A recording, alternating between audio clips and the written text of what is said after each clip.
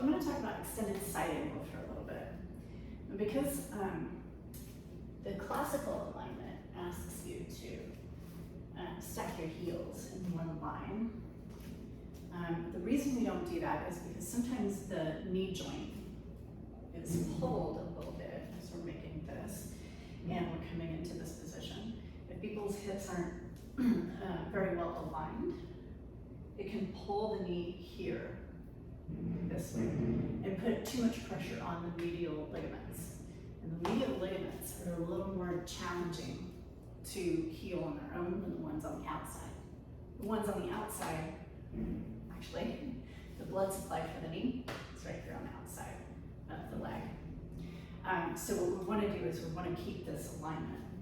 And so separating the feet helps keep the alignment of the knee just in the right place. You also don't have to adjust your hips. So I've actually been in classes where somebody comes up to me and adjusts my hips. And I never want to do that, and here's the reason. So there's this injury called SI joint dysfunction. If you're familiar with it, it's the number 2 yoga injury, the most second most popular injury to get. And one of the reasons, there are several things that people are doing in yoga classes that put a lot of strain on the ligaments of that sacroiliac joint. So what happens when you come into a warrior-like position or an extended side angle-like position is that the hips land where they land. My pelvis takes up this much space from this bone to this bone. But if I'm starting to rotate my pelvis in some direction this way, I might pull on the ligaments that connect the ilium to the sacrum. And if I'm pulling on that, I might cause too much jamming on one side or too much laxity on one side of the joint. And then it causes for a lot of pain. So what we want to do is we want to leave any of these type positions, leave the hips where they land. They know where they need to go. And all the kind of rotational tugs on the ligaments. So that's the reason.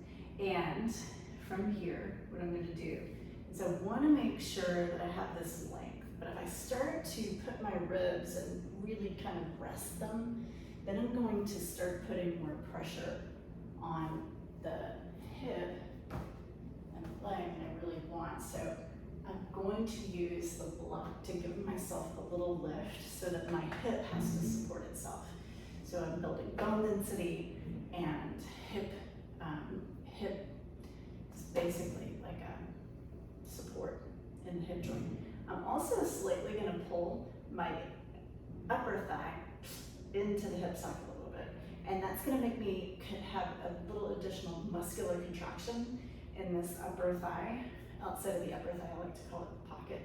The pocket area. If you have a pocket on your pants, that's where that pocket would be.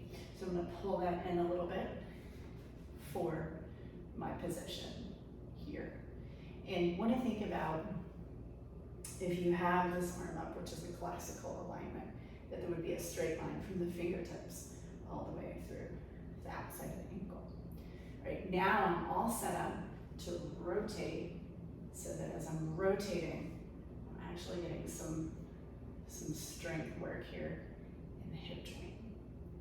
If I have my feet, now take your feet and push them down into the floor a little bit. Down into the floor a little bit. It's going to give you a little bit more stability in the hips and through the legs. Do you feel that strength? Yes, so that's really there for you to develop that stability and strength at the same time. Excellent. All right. Play with that. Let me know how it goes in the comments.